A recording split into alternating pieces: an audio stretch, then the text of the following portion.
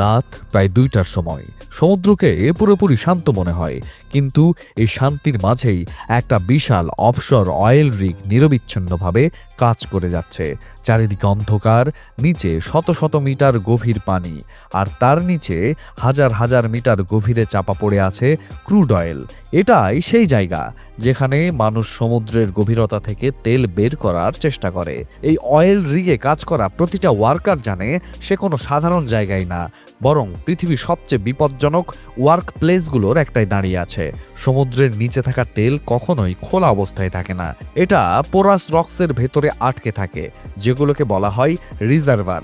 এই রিজার্ভারগুলো লাখ লাখ কোটি বছর আগে তৈরি হয়েছিল, যখন সামুদ্রিক প্রাণী মারা গিয়ে সমুদ্রের তলদেশে চাপা পড়ে যায়, আর হাই প্রেশার আর টেম্পারেচারের কারণে ধীরে ধীরে হাইড্রোকার্বনে পরিণত হয়। সময়ের সাথে সাথে এই অয়েল আর গ্যাস ওপরের দিকে উঠতে থাকে, কিন্তু ইম্পারমিয়েবল রক লেয়ারগুলো তাদের আটকে দেয়, ফলে তৈরি হয় এক একটা আন্ডারগ্রাউন্ড পকেট। আর এই পকেটগুলোকেই আজ ড্রিলিংয়ের টার্গেট করা হয়। এরপর অয়েল কোম্পানিগুলো প্রথমে এই রিজার্ভারগুলো খুঁজে বের করার জন্য সিসমিক সার্চ করে। এই প্রক্রিয়ায় বড় বড় শিপ সমুদ্রের উপর থেকে সাউন্ড ওয়েভ পাঠায়, যেগুলো নিচে গিয়ে বিভিন্ন রক লেয়ারে আঘাত করে আবার ফিরে আসে। এই রিফ্লেক্ট হওয়া ওয়েভগুলো সেন্সর দিয়ে রেকর্ড করা হয়, তারপর কম্পিউটার মডেল ব্যবহার করে বের করা হয় নিচে অয়েল বা গ্যাস আছে কিনা। এই পুরো প্রসেস অনেক সময় মাসের পর মাস চলে, আর প্রতিটা ডাটা পয়েন্টের দাম হতে পারে কোটি কোটি টাকা। যখন লোকেশন নিশ্চিত হয়ে যায়, তখন শুরু হয় আসল কাজ, ড্রিলিং। একটা বিশাল ড্রিলিং রিগ সমুদ্রের মধ্যে ইনস্টল করা হয়, যেটা সমুদ্রের ওপর থেকে শুরু করে সিবেডের নিচে কয়েক কিলোমিটার পর্যন্ত ড্রিল করতে পারে। ড্রিল পাইপ ধীরে ধীরে নামতে থাকে, আর শক্ত লেয়ার কেটে কেটে শেষ পর্যন্ত রিজার্ভার পর্যন্ত পৌঁছে যায়। ড্রিলিংয়ের সময় হাই প্রেশার ফ্লুইড ব্যবহার করা হয়, যাতে ড্রিল বিট ঠান্ডা থাকে আর কাটিংস উপরে উঠতে পারে। কিন্তু ঠিক তখনই যখন ড্রিল রিজার্ভারে পৌঁছে যায়, পরিস্থিতি হঠাৎ করে ভয়ঙ্কর হয়ে উঠতে পারে, কারণ নিচে থাকা অয়েল আর গ্যাস থাকে ভয়ঙ্কর হাই প্রেশারে। যদি নিয়ন্ত্রণ হারিয়ে ফেলা হয়, তাহলে ব্লো আউট হতে পারে, যেখানে অয়েল আর গ্যাস হঠাৎ করে অনিয়ন্ত্রিতভাবে বাইরে বের হয়ে আসে। এটা থামানোর জন্য ব্যবহার করা হয় ব্লো আউট প্রিভেন্টার। এটা একটা ভারী সেফটি ডিভাইস, যেটা জরুরি অবস্থায় পুরো অয়েলকে সিল করে দিতে পারে। কিন্তু ইতিহাসে অনেকবার এই সিস্টেম ব্যর্থ হয়েছে, আর সেই ব্যর্থতাগুলো ভয়াবহ ডিজাস্টারের কারণ হয়েছে। এদিকে রিগে কাজ করা ওয়ার্কারদের জীবন একেবারে আলাদা একটা বাস্তবতায় চলে। তারা থাকে স্থলভাগ থেকে শত শত কিলোমিটারের দূরে, চারিদিকে শুধু পানি আর দিগন্ত। তাদের কাজ 24 ঘন্টার শিফটে ভাগ করা থাকে, যেখানে দিন আর রাতের পার্থক্য প্রায় হারিয়ে যায়। মেশিনের শব্দ, ড্রিলিংয়ের কম্পন, আর সবসময় সতর্ক থাকার চাপ, এসবই তাদের দৈনন্দিন জীবনের অংশ হয়ে যায়। ধীরে ধীরে শরীর এই রুটিনে অভ্যস্ত হয়ে যায়, কিন্তু মস্তিষ্কের ওপর এর প্রভাব পড়তে শুরু করে। লিমিটেড স্পেস, কনফাইড এনভায়রনমেন্ট, আর পরিবার থেকে দূরে থাকা, এই সব কিছুর মিলিত প্রভাব মানসিক চাপ তৈরি করে। অনেক ওয়ার্কার বলে তারা সময়ের সঠিক হিসাবই রাখতে পারে না, আর কখনো কখনো একাকিত্ব এতটাই বেড়ে যায় যে ছোট ছোট বিষয় বড় মনে হয়। এই অবস্থায় সেফটি হয়ে ওঠে সবচেয়ে বড় বিষয়। রিগে চারিদিকে থাকে ভারী মেশিনারি, ঘুরতে থাকা drill pipe, high pressure valve, crane আর পিচ্ছিল মেঝে। একটা ছোট ভুলও মারাত্মক দুর্ঘটনায় পরিণত হতে পারে। অনেক সময় ওয়ার্কারদের সেফটি হার্নেস পরে উচ্চতায় কাজ করতে হয়, যেখানে নিচে থাকে শুধু গভীর সমুদ্র। একটু পা পিছলে গেলেই সোজা শত শত ফুট নিচে পড়ে যাওয়ার ঝুঁকি। কিছুদিন পর যখন অয়েল প্রোডাকশন শুরু হয়, তখন পাইপলাইন সিস্টেমের মাধ্যমে তেল উপরে তোলা হয় এবং সেখান থেকে সরাসরি স্টোরেজ শিপ বা পাইপলাইনে পাঠানো হয়। কিন্তু এখানেও ঝুঁকি শেষ হয় না, কারণ ক্রুড অয়েলের সাথে মিথেনের মতো অত্যন্ত দাহ গ্যাসও বের হয়। যদি কোথাও লিক হয় আর সামান্য স্পার্ক লাগে, তাহলে ভয়াবহ বিস্ফোরণ ঘটতে পারে। আর ঠিক তখনই আবহাওয়া হঠাৎ বদলে যেতে শুরু করে। কিছুক্ষণ আগেও শান্ত থাকা সমুদ্র তখন ভয়ঙ্কর রূপ নেয়। তীব্র বাতাস, কালো মেঘ, আর ক্রমশ উঁচু হতে থাকা ঢেউ, এগুলো ইঙ্গিত দেয় একটা ঝড় আসছে। রিগে থাকা ক্রু সাথে সাথে সতর্ক হয়ে যায়। অপারেশন ধীর করা হয়, আর অপ্রয়োজনীয় কাজ বন্ধ করে দেওয়া হয়। ধীরে ধীরে ঢেউয়ের উচ্চতা বাড়তে থাকে। কিছু ঢেউ 10 থেকে 15 মিটার পর্যন্ত উঠে, যা একটা বহুতল ভবনের সমান উঁচু। আর সেই বিশাল সমুদ্রের মাঝে একটা একাকী অয়েল রিগ দাঁড়িয়ে থাকে। এই রিগকে এমনভাবে ডিজাইন করা হয় যাতে এটা এই ধরনের কঠিন কন্ডিশনও সহ্য করতে পারে, কিন্তু ভেতরে থাকা ওয়ার্কারদের জন্য এই অভিজ্ঞতা সত্যিই ভয়ঙ্কর হয়ে ওঠে। প্রতিটা ঝাঁকুনি, প্রতিটা ভাইব্রেশন তাদের মনে করিয়ে দেয় তারা একটা অস্থির প্ল্যাটফর্মের উপরে দাঁড়িয়ে আছে। এর মধ্যেও কাজ পুরোপুরি বন্ধ হয় না, কিছু এসেনশিয়াল অপারেশন চালিয়ে যেতে হয়, কারণ হঠাৎ করে শাটডাউন করাও বিপজ্জনক হতে পারে।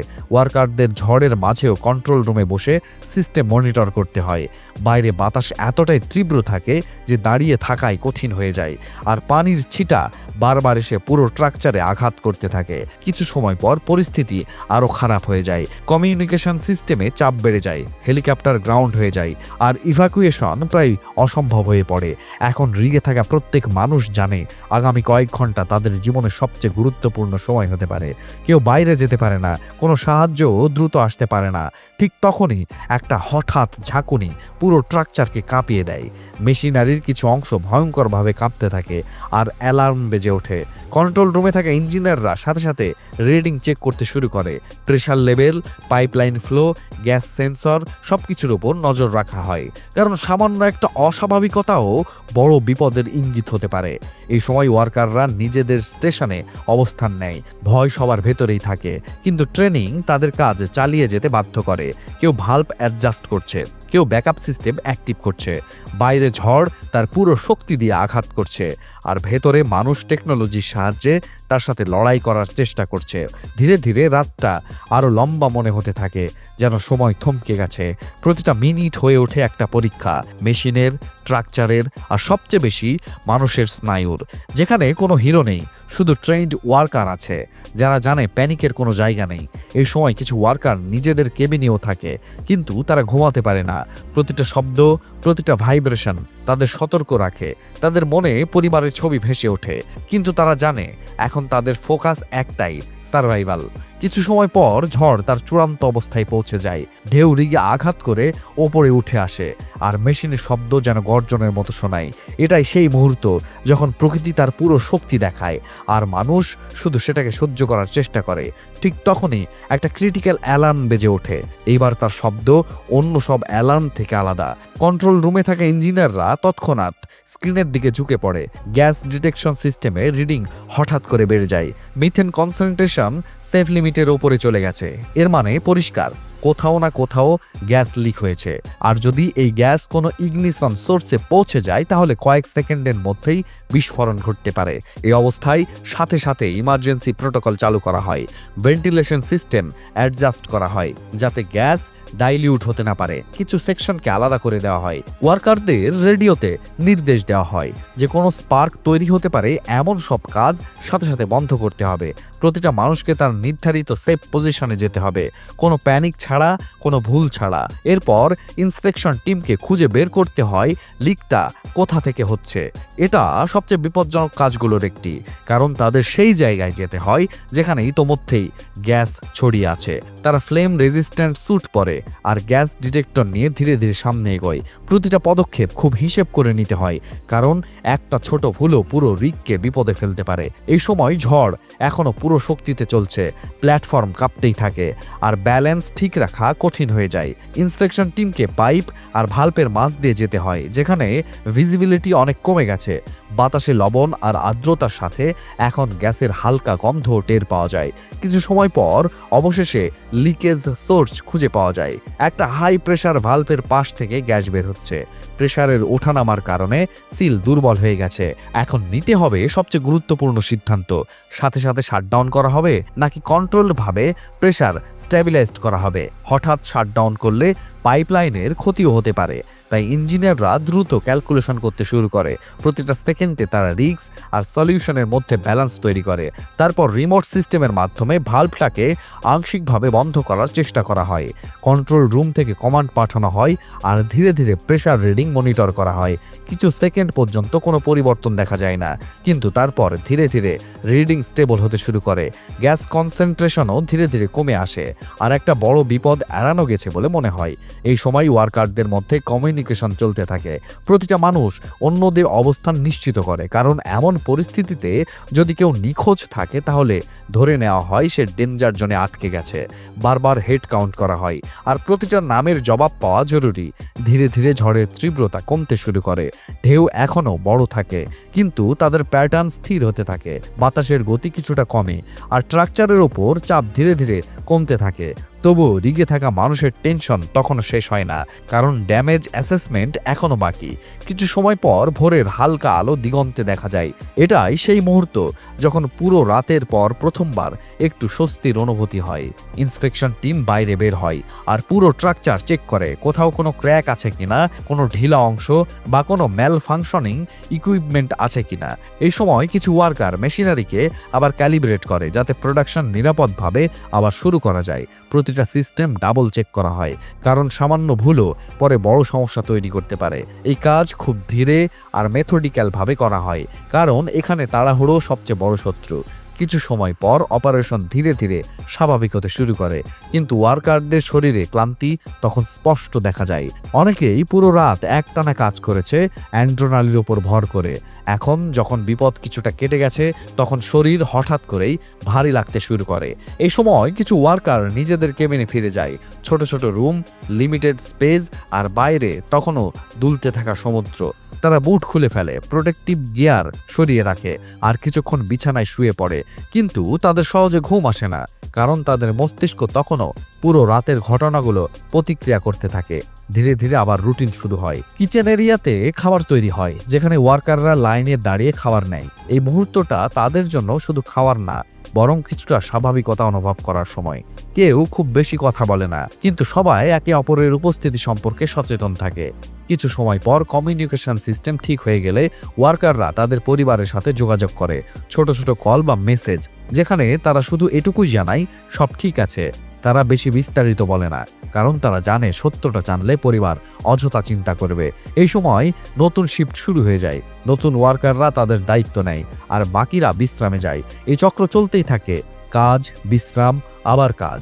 এখানে উইকেন্ড বা ছুটির ধারণা প্রায় নেই, কারণ অপারেশন চলে 24 ঘন্টা 7 দিন। ধীরে ধীরে সময়ের সাথে ওয়ার্কাররা এই লাইফস্টাইলে অভ্যস্ত হয়ে যায়। তারা জানে প্রতিটা দিন অনিশ্চিত হতে পারে, আর প্রতিটা মুহূর্ত সতর্ক থাকা জরুরি। তাদের ট্রেনিং, তাদের ডিসিপ্লিন আর তাদের টিমওয়ার্কই তাদের নিরাপদ রাখে। কিছু সময় পর যখন তাদের রোটেশন শেষ হয়, তখন হেলিকপ্টার তাদের মেইন ল্যান্ডে ফিরিয়ে নিয়ে যায়। এই যাত্রাটাও ঝুঁকিপূর্ণ, কারণ আবহাওয়া সবসময় স্থির থাকে না। কিন্তু যখন তারা মাটিতে পা রাখে, তখন তারা এক আলাদা অনুভূতি পায়। দৃঢ় মাটি, স্বাভাবিক জীবন আর পরিবারের উপস্থিতি। কিছুদিন ছুটি কাটানোর পর তারা আবার ফিরে আসে এই রিগে। একই সমুদ্র, একই মেশিন, একই ঝুঁকি আবার তাদের জন্য অপেক্ষা করে। এভাবেই তৈরি হয় এক অন্তহীন চক্র, যা বছরের পর বছর চলতে থাকে। সময়ের সাথে তাদের অভিজ্ঞতা বাড়ে, আত্মবিশ্বাসও বাড়ে, কিন্তু ঝুঁকি কখনোই শেষ হয় না। প্রতিটা ঝড়, প্রতিটা মেকানিক্যাল ফেইলিওর, প্রতিটা গ্যাস লিক তাদের মনে করিয়ে দেয় এটা শুধু একটা চাকরি না, এটা একটানা ঝুঁকির জীবন। কিছু সময় পর যখন নতুন ওয়ার্কার এখানে আসে, তখন তাদের কাছে সবকিছুই অদ্ভুত আর ভীতিকর লাগে। অন্তহীন সমুদ্র, বিশাল স্ট্রাকচার আর চারিদিকে লুকিয়ে থাকা বিপদ। কিন্তু কয়েক মাসের মধ্যেই সেই নতুন মানুষটাও এই সিস্টেমের অংশ হয়ে যায়, একই ডিসিপ্লিন, একই সতর্কতা নিয়ে।